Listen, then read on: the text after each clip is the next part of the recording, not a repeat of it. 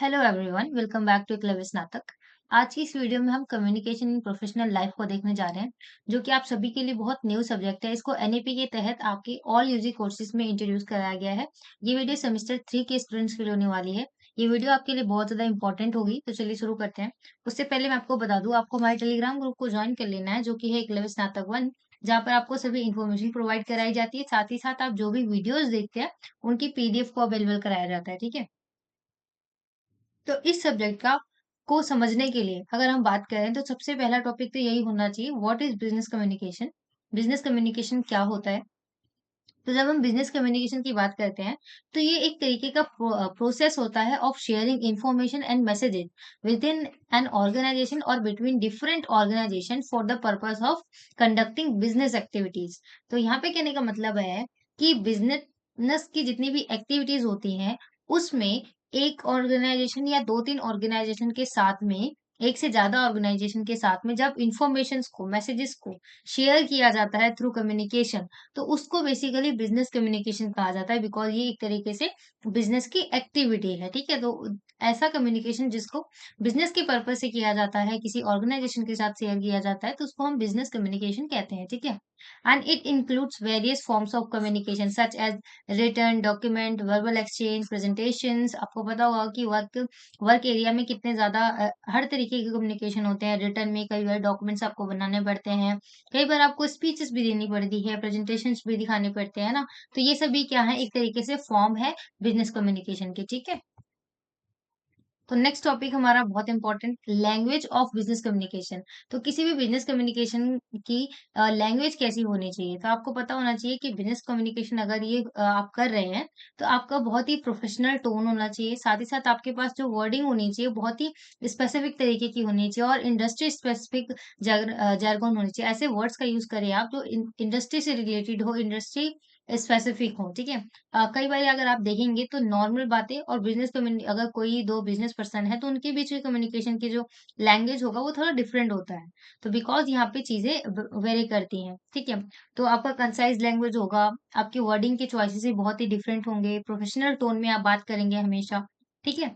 And it's crucial for effective communication in the business world, as it ensure that messages are easy to understood, convey professionalism. तो through professionalism आप क्या कर सकते हैं, messages को बहुत ही इफेक्टिव तरीके से अंडरस्टूडेबल बना सकते हैं, उसको समझने में इजी हो जाए, ऐसा समझा सकते हैं आप। ठीक है।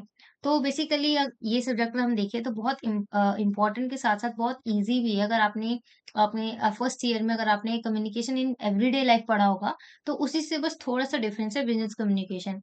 उसमें भी यही सारी चीजें हैं, इसके टाइप्स, इसके लैंग्वेजेस। ठीक है। बस इसको थोड़ा सा बिजनेस पर्सपेक्टिव से बताया गया है। ठीक है।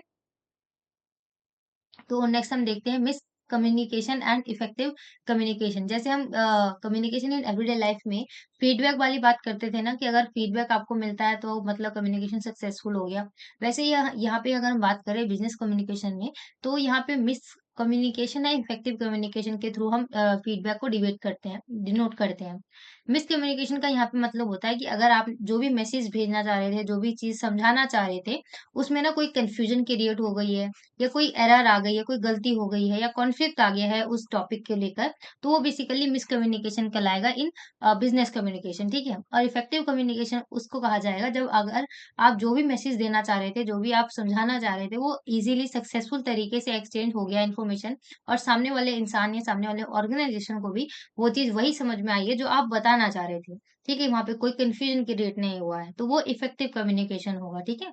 It promotes better decision making, team work. जब चीजें अच्छे से समझ में आती हैं, तो इससे टीम वर्क अच्छे से होता है, डिसीजन बहुत अच्छे लिए जाते हैं, और साथ ही साथ पॉजिटिव वर्क एनवायरनमेंट भी बना रहता है। ठीक है।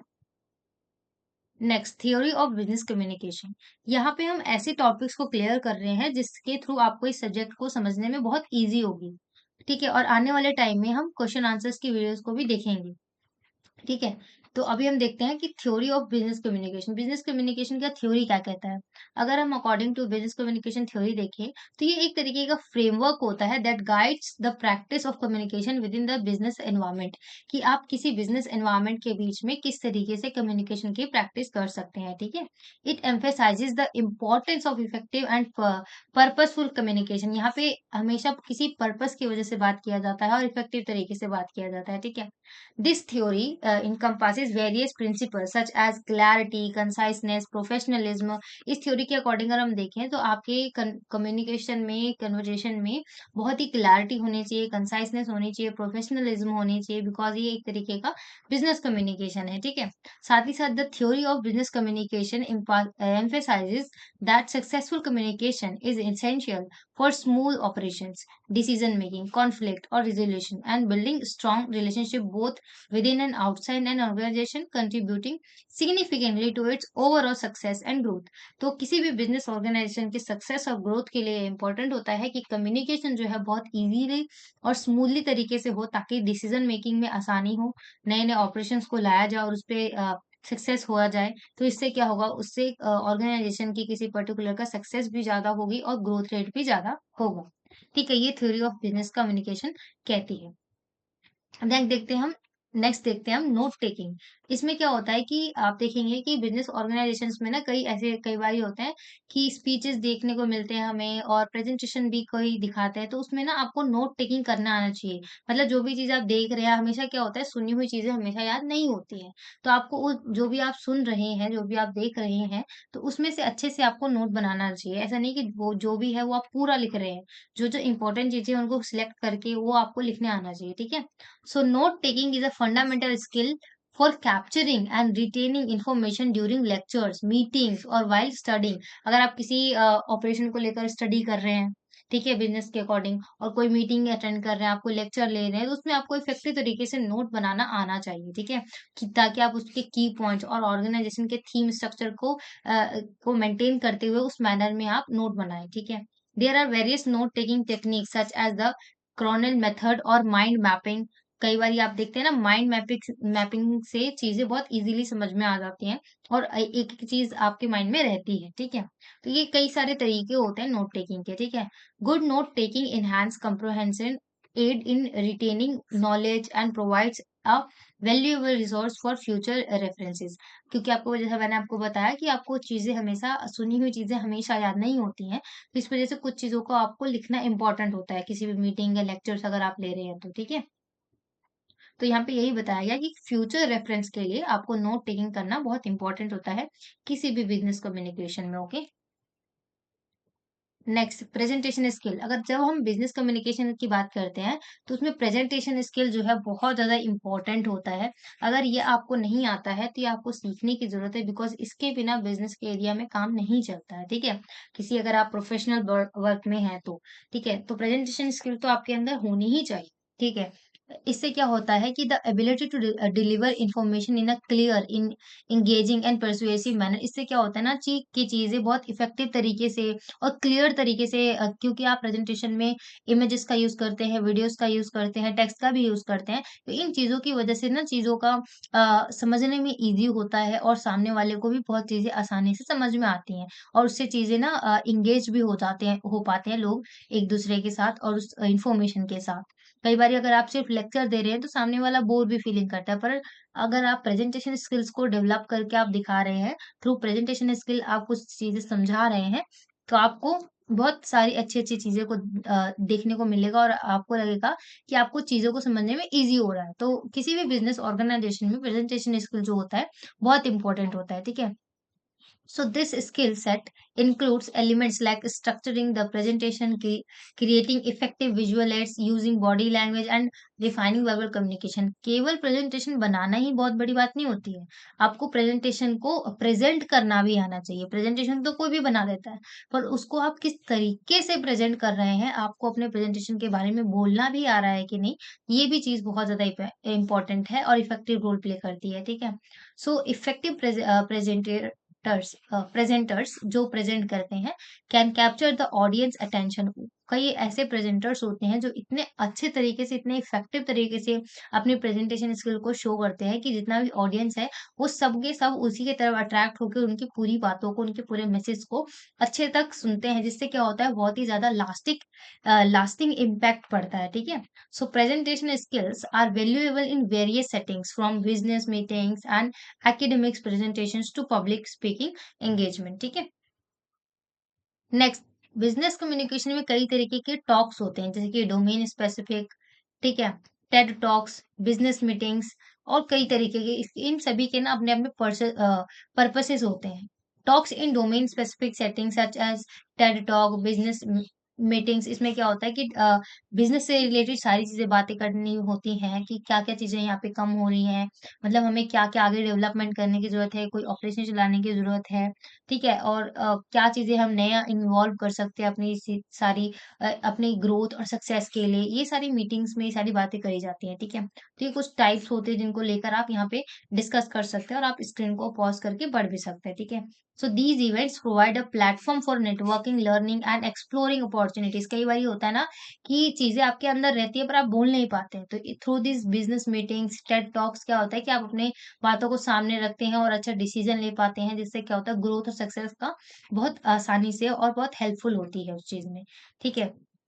So vital for professional development and staying updated in specific industries, तो किसी भी इंडस्ट्री के लिए ये इस तरीके की बिजनेस मीटिंग्स रखना बहुत इंपॉर्टेंट होती है। और साथ ही साथ इसमें आपके पास टेलीफोनिक स्किल्स भी होनी चाहिए, बिकॉज़ हमेशा आप सिर्फ सामने बैठकर बात करेंगे ऐसा नहीं होता। बिज़नेस एरिया में आपको कई सारी टेलीफोनिक स्किल्स भी होनी चाहिए, जिससे क्योंकि आपको कई सारी टेलीफोनिक चीज़ें भी हैंडल करने को मिलती हैं, ठीक है?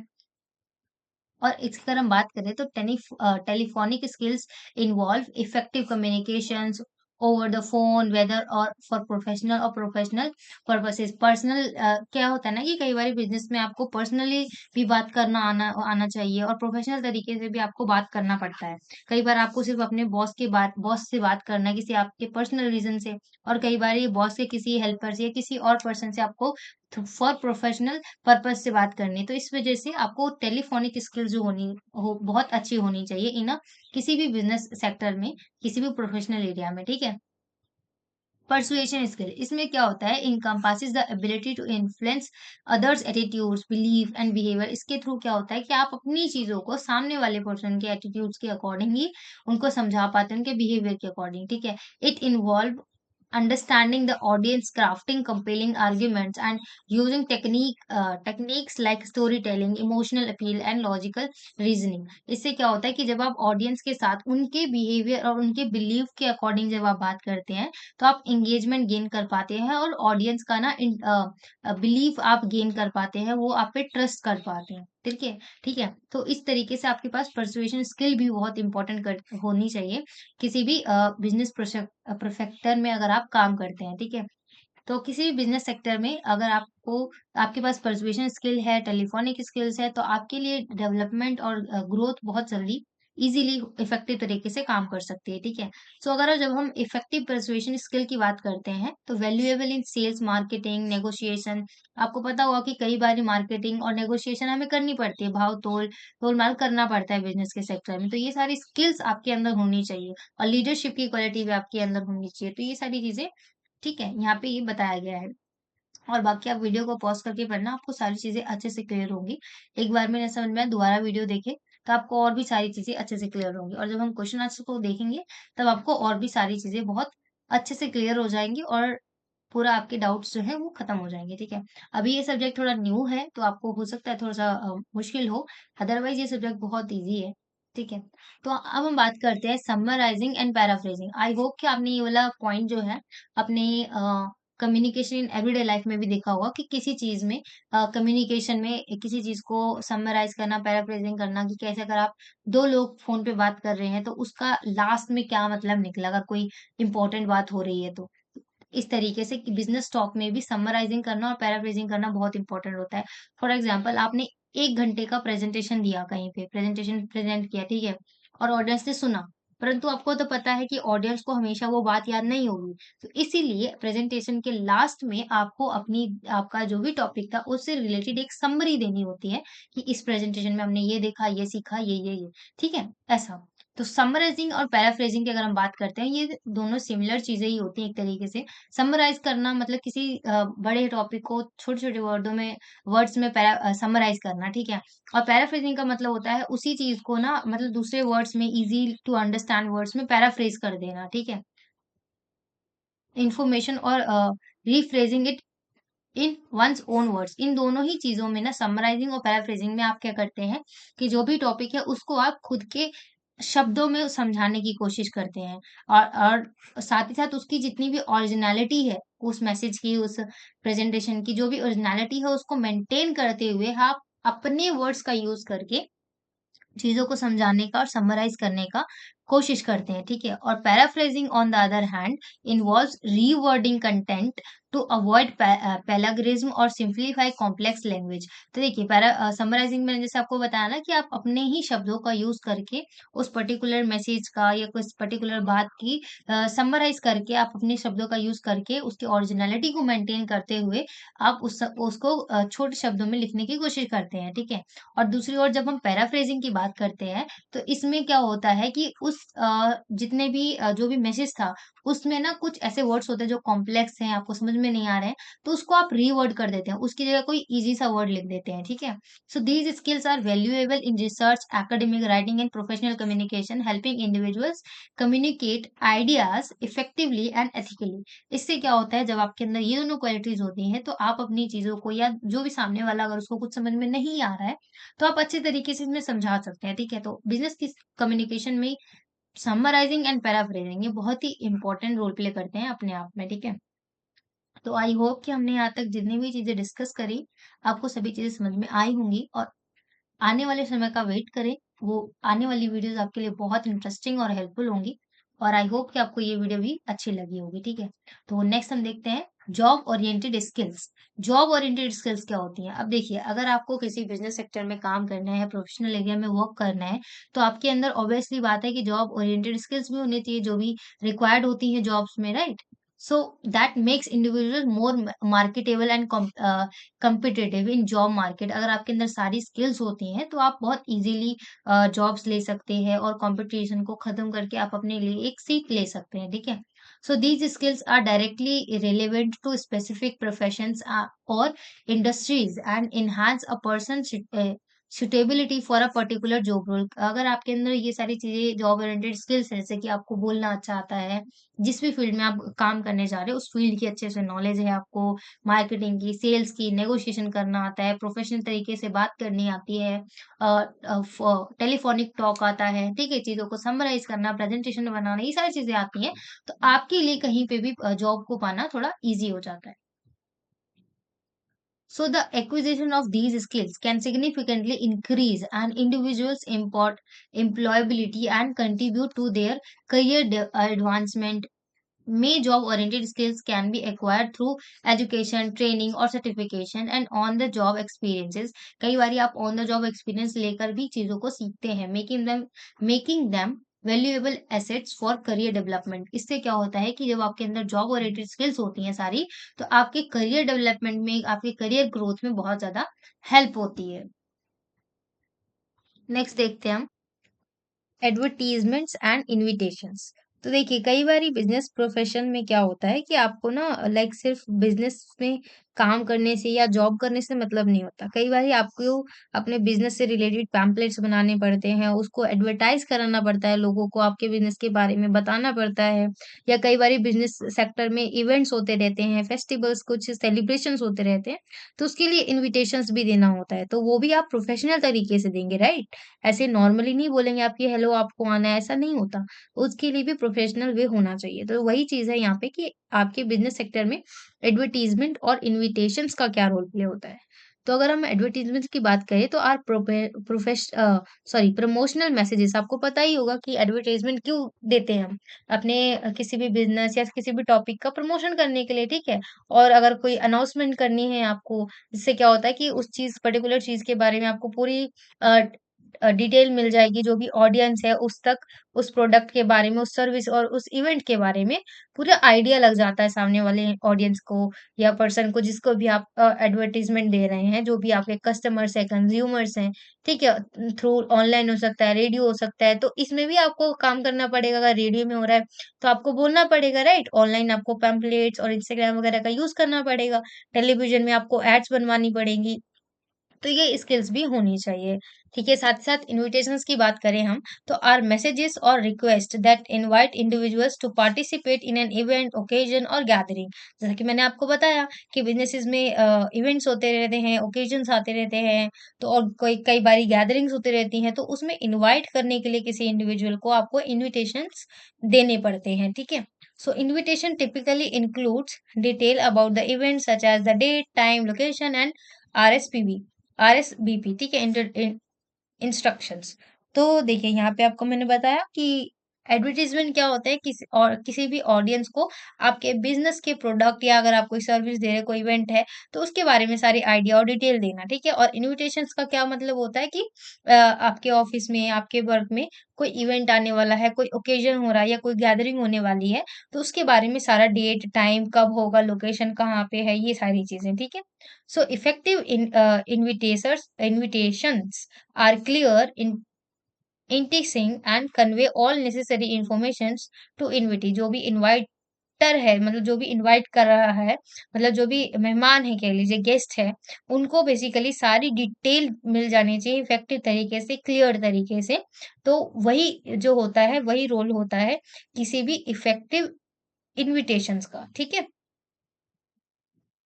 सो आई होप कि आपको यहाँ तक सारी चीज़ें समझ में आई होंगी। अगर आपको कुछ पूछना हो तो आप कमेंट सेक्शन में लिख सकते हैं और अगर आपको वीडियो पसंद आई है तो do like, share and subscribe and thanks for watching.